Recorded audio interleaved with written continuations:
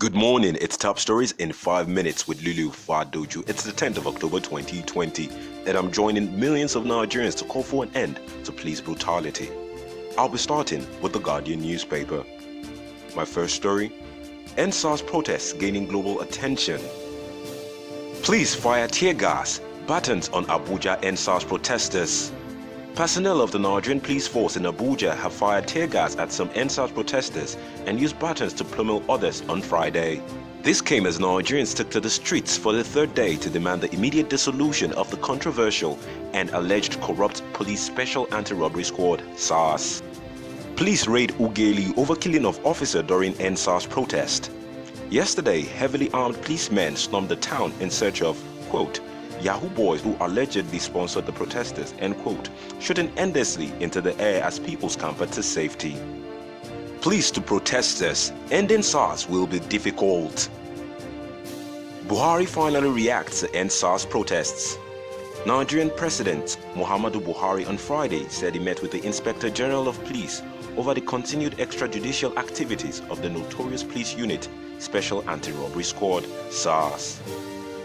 Lagos House of Assembly demands proscription of SARS. Senators react to Buhari's budget proposal, express apprehension over debt. Some senators have raised concern over the 4 trillion naira to be borrowed to fund the 2021 budget, while debt servicing stands at 3.2 trillion naira. Amnesty program owes contractors 71.4 billion naira, says coordinator. The coordinator of the Niger Delta Amnesty Program, Colonel Milia Dikio, yesterday met with President Muhammadu Buhari at the presidential villa, where he disclosed that the program was indebted to contractors to the tune of 71.4 billion naira. We'll expand economy through gas utilization. Minister of State for Petroleum Resources Timipre Silva has hinted that the government intends to expand the country's economy through effective gas utilization. FG to relax conditions are tied to mining loan. The Minister of Mines and Steel Development, Olamileko Adegbite, says the ministry is relaxing conditions are tied to mining intervention loan meant for miners. Governor seeks commencement of oil exploitation in Gongola Basin. Gombe State Governor Mohammed Inuwa Yahya yesterday visited the presidential villa where he urged President Muhammadu Buhari to cause the Nigerian National Petroleum Corporation and the Department of Petroleum Resources to begin oil and gas exploitation in the Gongola Basin. Ondo polls, FRSC, please collaborate to enforce restriction of vehicular movement. The Federal Road Safety Corps has ordered operatives of the Corps deployed to cover the Ondo governorship election to ensure effective collaboration with the Nigerian police force in the enforcement of restrictions of vehicular movement. Still in Ondo, security agencies beef up security at INEC office. Also, over 1.4 million PVC holders decide contestants' fate today. The story comes with the rider. Voters' security personnel inducement may mar election. That's coming from CSOs. IGP restricts vehicular movement.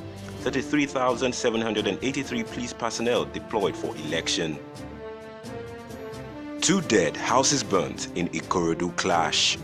Moving to the Nation newspaper. EndSARS, Buhari orders IGP to deal with erring officers. President Muhammadu Buhari on Friday night sent a directive to the police authorities to sanction officers found stepping out of bounds. Budget 2021. Buhari or Shimbajo to spend 3.2 billion naira on travels. Buhari reappoints Shaib as CEO of NPHCDA. President Muhammadu Buhari has approved the renewal of appointment of Dr. Faisal Saib as the Executive Director of the National Primary Healthcare Development Agency for a second and final term of 4 years. NSA inaugurates committee to review cyber policy. The National Security Advisor, Major General Babagana Monguno, has inaugurated a committee to review the National Cybersecurity Policy and Strategy of 2014. In Ondo, anxiety as security agencies identify 27 flashpoints. At least 27 different parts of Ondo State will be receiving special security attention when voters filed out today to elect the governor of the state for the next 4 years. Petitions against Obaseki's victory at tribunal rise to 3. Rivers serial killer David West to die by hanging.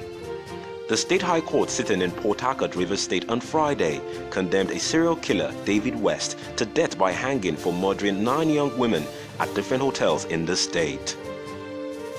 And that's all for today. Thanks for listening. I'm Lulu Fadoju. Do enjoy your weekend.